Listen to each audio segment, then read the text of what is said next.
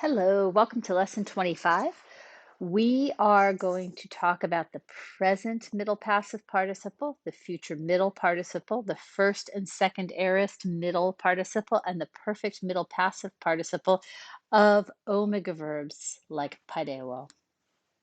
So first, the present middle passive participle. It's formed from the first principal part, where we also found the stem for the present active participle. So we take that stem from the first principal part and we just add the endings almenos, almene, almenon. So it's going to decline exactly like agathos, agathe, agathon. The accent wants to be here over the omicron, but when you have a long ultima, it's going to move to the penult there, as you'd expect. The accentuation, the endings completely regular, even in the genitive plural. The accentuation is completely regular, long ultima, so the accent's over the penult there. So let's think about the future middle participle. Go to the second principal part like we did for the future active participle. Take off the ending. And you use that stem and add the exact same endings we just saw for the present middle passive participle. Works just like agathos, agathe, agathon. Wants to be accented over that omicron, but the accent will be pulled to the penal instead if the ultima is long. Completely regular throughout. Now the second aorist middle participle. Go to the third principal part, just like you did for the second aorist active participle. Take off any augment and the personal endings, and there's your stem. And the same exact endings, almenos, almene, almenon, exactly the same, accented the same way, singular and plural. First aorist, again, nice and easy. You take the augment off, you take the personal ending off, there's your stem. So first aorist middle participle, there's the stem. And instead of omenos with an omicron, we have omenos with an alpha. Other than that, exactly the same, right down to the accentuation.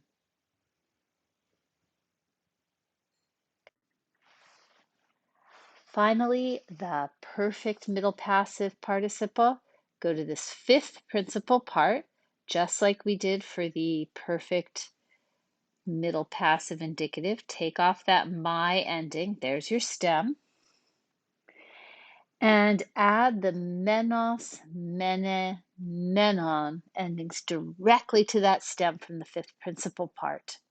Okay, and they want to be accented there on the penal, and whether that ultima is long or short, that's where the accent stays throughout. The only tricky thing is going to be, what if your stem from the fifth principal part ends in a consonant? Well, there are rules for what happens then. If your stem ends in a labial, then when we add that menos, mene, menon ending on, we double the mu. If it ends in a dental, one of these, when we add menos, mene, menon, we end up with sigma mu. If it ends in a velar or palatal, one of these, we're going to end up with a gamma mu. If it ends in a nasal, a nu or another mu, and we add the mu of the menos, mene, menon ending, we're going to end up with sigma mu, or we're just going to drop that nasal altogether and just have the single mu of the menos, mene, menon ending. One more thing about verbs whose fifth principal part ends in a consonant. Back when we were learning the perfect and pluperfect middle passive indicative, we left the third person plural blank because we couldn't combine a stem ending in a consonant with an NTI ending for the perfect middle passive. So we just left it blank. Now we can fill that spot. Greek gets around this problem by combining the perfect middle passive participle with the present of the verb to be to form the third person plural of the perfect middle passive indicative. Remember, this is a participle, so it's got to agree with the subject of this verb. So it'll be menoi if the subject is masculine,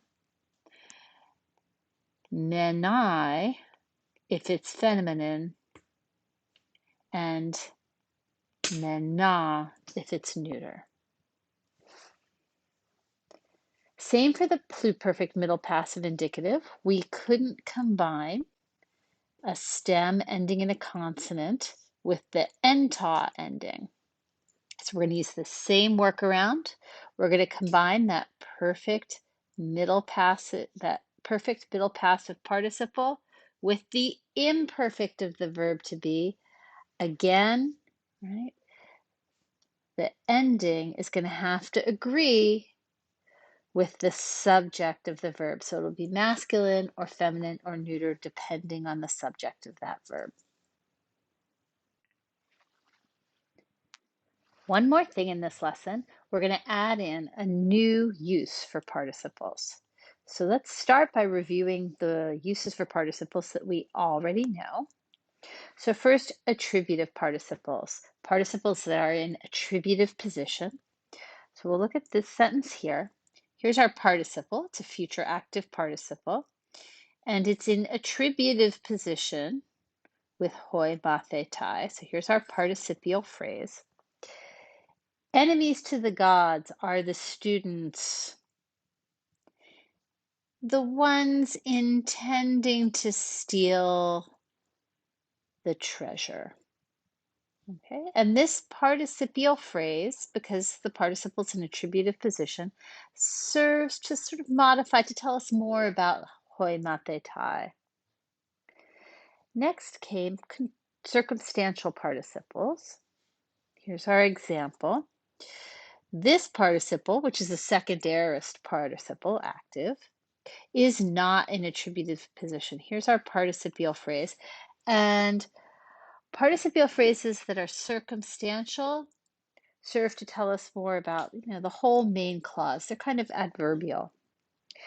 Now, this circumstantial participle, we're lucky, we've been given a particle which helps us know what kind of circumstantial participle is this. Is it causal? Is it concessive, right? Does it express purpose? So we have a hata here, and that's going to tell us that this second aorist participle is causal, and I, as the speaker of the sentence, assert that it's true.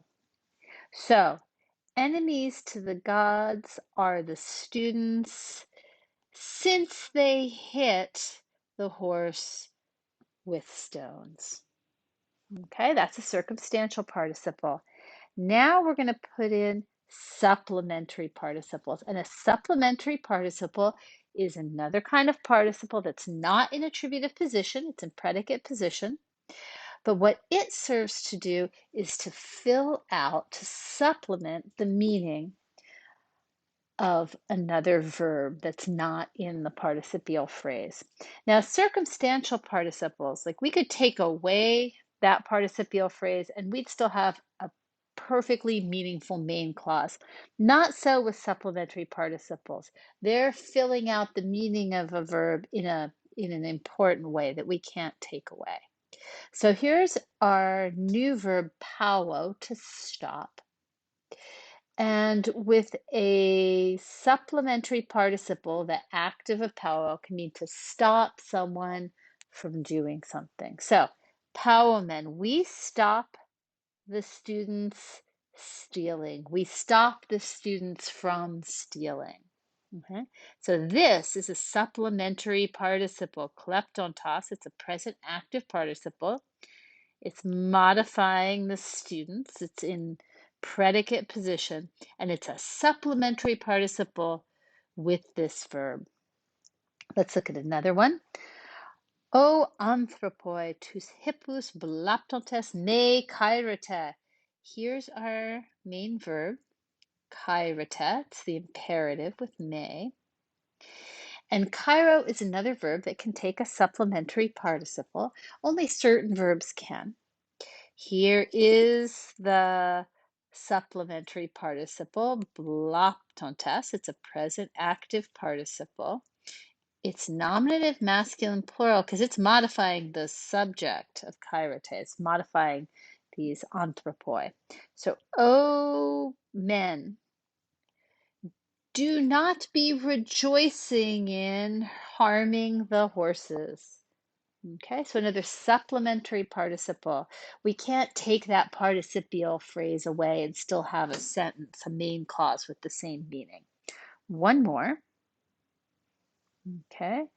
Hai korai tois probatois de diogmenai esan.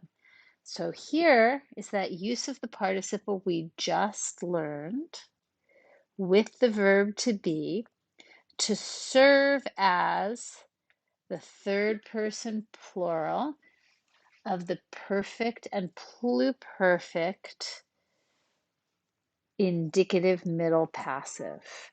And this is a supplementary participle actually with the verb to be. So, how would we translate this? The girls had been chased by the sheep. There's our dative of personal agent with the perfect and pluperfect passive.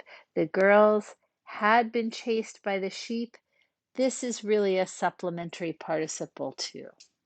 Okay? And that's it for lesson 25.